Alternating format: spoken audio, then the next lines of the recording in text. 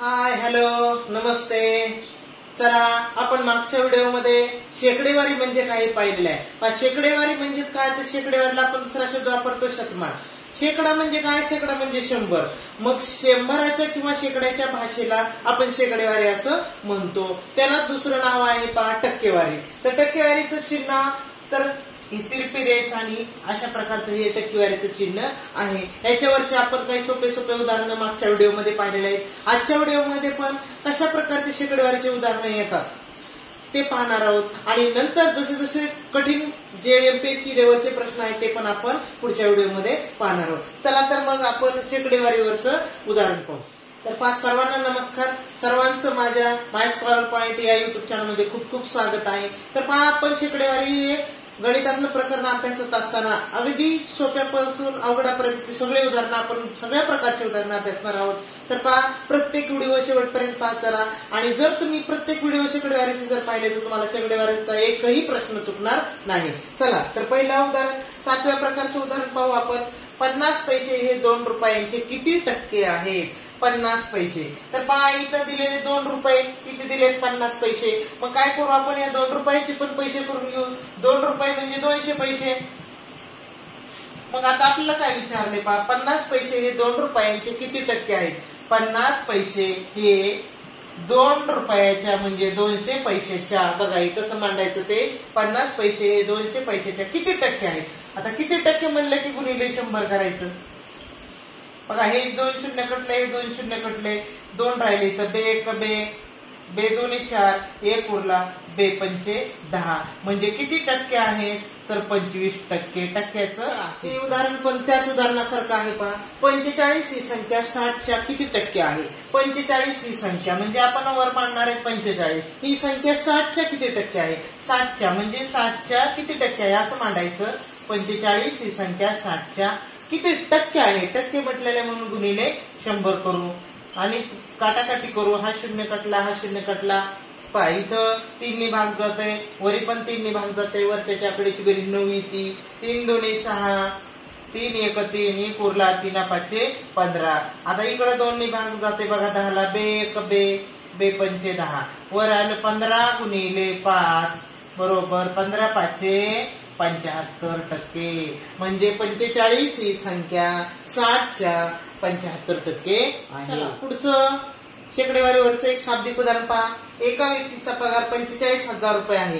त्याच्या पगारात 12.5% वाढ झाली तर त्याचा नवीन पगार किती? बघा अगोदर पगार त्याचा होता 45,000 आणि आता नंतर त्याच्या पगारामध्ये 12.5% वाढ झाली. मग आपल्याला नवीन पगार काढायचा आहे. मग आपण काय करू? 45,000चे 12.5% म्हणजे किती होते ते काढू. 45,000चे म्हणले की गुणिले 12.5%. 12.5% म्हणले की खाली भागिले 100. चला 2 शून्य काढून टाकू आपण. 1 तर दशांश काढून टाकला, खाली 1000 झाले. म्हणजे किती झाले? 45,000 गुणिले वर झालं दशांश निघाला म्हणजे 125 झाले आणि खाली आले 1000. आता 1000 कसे झाले कारण आपण 12.5 याचा दशांश काढून टाकला म्हणजे तो पुढे सरकवला म्हणजे त्याला 10 ने गुणले. वर 10 ने गुणले की खाली पण 10 ने गुणलं म्हणजे खाली 1000 आले आणि वर 125. आता आपण त्याला काटाकाटी करू शकतो. ह्याला 25 ने भाग जाते बघा. 25 5 600, 25 चौक 100 आणि 0 जसे. आता परत ह्याला 5 1 5, 5 8 40. आता 8 ने ह्याला भाग जाते का बघू आपण. 8 8 5 40 उरले 5, 8 6 48 उरले 2, 8 2 16 उरले 4 आणि 8 5 40. म्हणजे किती आलं? 5,625. एवढी त्या पगारामध्ये वाढ झाली म्हणजे आपली पहिली पगार किती होती प्लस हे मिसळायची त्याच्यामध्ये. म्हणजे आता वाढ किती झाली? 5,625. पहिला किती होता? 45,000. मग काय करू आपण? त्याच्यामध्ये 45,000 मिसळू. 5 2 6 10 शून्याचा हत्याला 1. म्हणजे आता त्याची पगार झालेली आहे. एका व्यक्तीची पगार झालेली आहे 50,625 रुपये. ही ती पगार वाढून रक्कम झाली, नवीन पगार झालेला. विद्यार्थ्यांनो मी शेकडेवारीचे सगळे सोप्यापासून अवघडापर्यंतचे सगळे उदाहरणं घेणार आहे. तर व्हिडिओ शेवटपर्यंत पाहत चला. आणि जर तुम्हाला माझी शिकवण्याची पद्धत आवडत असेल तर लाईक करत चला, किंवा कोणी सबस्क्राईब करायचं राहिलं असेल सबस्क्राईब करा, आपल्या मित्रमैत्रिणींना सुद्धा पाठवा. चला एक शाब्दिक उदाहरण पाहू आपण. ए चा पगार बी पेक्षा 25% जास्त आहे, तर बी चा पगार ए पेक्षा किती टक्क्यांनी कमी असेल? तर पहा, ए चा पगार किती दिलेला आहे? ए चा पगार आपल्याला नाही माहिती ए चा पगार, पण बी चा पगार दिलेला आहे. बघा, बी चा पगार ए चा पगार बी च्या पगारापेक्षा ए चा पगार 25% जास्त आहे. आता टक्क्यांनी म्हणल्यानंतर ह्याचा पगार 100 धरू आपण, ह्याचा 25% जास्त आहे. जास्त आहे म्हणल्यावर किती झाला? ह्याचा 125 झालेला आहे. तर आपल्याला विचारलंय काय? तर बी चा पगार ए पेक्षा किती टक्क्यांनी कमी असेल? बी चा पगार कमी आहे की कुणापेक्षा? ए पेक्षा किती टक्क्यांनी कमी आहे? तर पहा, ए पेक्षा कमी आहे म्हणजे ए चा किती आहे? 125. 125 ह्याच्याकडे किती कमी झाला? तो 25 कमी आहे. मग आपल्याला टक्क्यात विचारले म्हणजे ए पेक्षा त्याच्याकडे 25 कमी आहे. मग टक्क्यात विचारलं, मग गुणिले 100 करू आपण. 25 25 25 5 सव्वाशे, 5 1 5, 5 2 10 आणि 0. किती टक्क्यांनी कमी आहे? 20% कमी आहे. समजून घ्या पहा.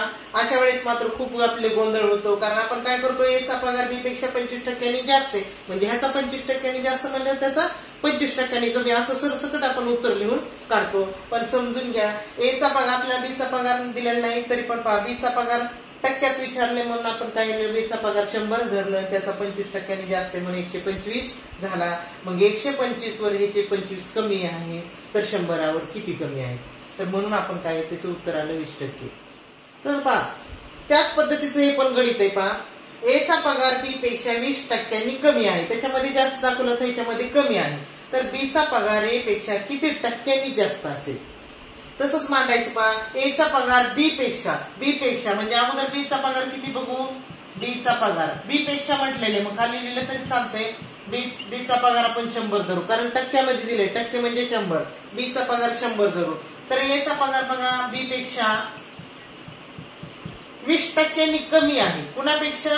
बी पेक्षा कमी आहे. 20% म्हणजे 100 आहे, तर याचा 20% कमी म्हणल्यावर ह्याचा झाला 80.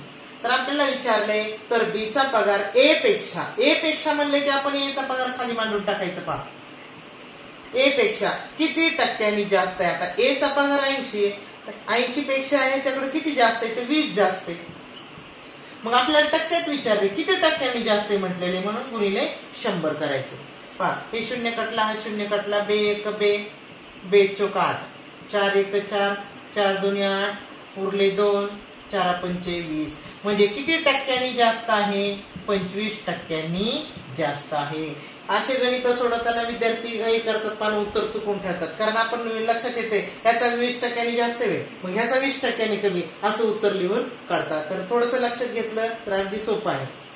चला पुढचं शेकडेवारीवरचं गणित पाहू आपण. चहाच्या किमती 25% वाढ झाल्यास घरात चहाची पावडर किती टक्क्यांनी कमी करावी लागेल, म्हणजेच खर्चात वाढ होणार नाही. 5 दिवसेंदिवस वस्तूच्या किमती वाढत असतात आणि आपल्याच खर्चामध्ये किंवा आपल्या बजेटमध्ये जर तेवढ्याच वस्तू जर आणायची असेल तर आपल्याला त्याची क्वांटिटी कमी करावी लागते. तर पहा, चहाच्या किमतीत 25% वाढ झाली. जर सुरुवातीला चहाची पावडरची किंमत जर 100 असेल आणि जर आपण 100 किलोग्रॅमच जर आपण समजा चहा पावडर घेतली, जर 1 किलोग्रामची जर किंमत 100 असेल आणि 100 किलोग्राम जर पावडर घेतली तर त्याची एकूण रक्कम किती होत होती?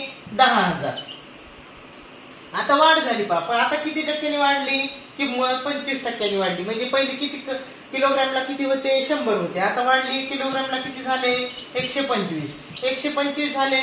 आपल्याला तर 10,000 मध्येच आणायची चहा पावडर. मग आता आपल्याला पहिले 100 किलो येत होती चहा पावडर, आता किती येईल म्हणून आपण आपल्याला माहित नाही म्हणून इथं एक्स मांडू. 125 गुणिले एक्स, इथं 125 गुणिले, म्हणून आपण काय करू? पुढे नेऊन भागिले करू. एक्स बरोबर 10,000 भागिले 125. 25 5 600, 25 100, 0 0, 5 1 5, 8 0. बघा एक्स बरोबर 80 आलं. आता एक्स म्हणजे काय तर किलोग्रॅम, म्हणजे 125 भाव झाल्यापासून 80 किलोग्रॅम चहापत्ती आली. म्हणजे पहा पहिली 100 येत होती, आता किती झाली 80 आली. म्हणजे किती कपात झाली पहा, 100 मधून 80 गेले, 100 मधून 80 गेले, उरले 20. म्हणजे चहा पावडर मध्ये आपल्याला किती टक्के कपात करावी लागेल, आपल्या चहा पावडर मध्ये 20% कपात करावी लागेल. तर पहा विद्यार्थ्यांनो, आपण पुढच्या व्हिडिओमध्ये आणखी शेकडेवारीवरचे याच्यापेक्षा कठीण प्रश्न पाहणार आहोत, जे की इतर स्पर्धा परीक्षेसाठी उपयुक्त आहे. तर पुढचा व्हिडिओ नक्की पहा आणि आवडल्यास लाईक शेअर करा, सबस्क्राईब करायचं असेल सबस्क्राईब करा आणि व्हिडिओ शेवटपर्यंत पहा. धन्यवाद.